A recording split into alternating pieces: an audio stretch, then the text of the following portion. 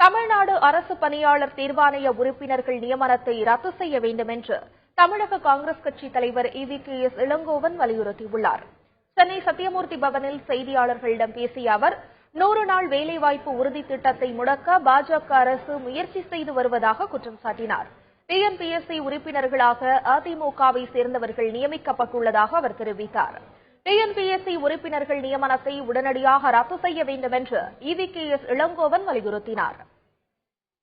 தமிழக அரசு அறிவித்திருக்கின்ற public service கமிஷனுடைய குழுவிலே 11 பேர் போடப்பட்டிருக்கின்றார்கள்.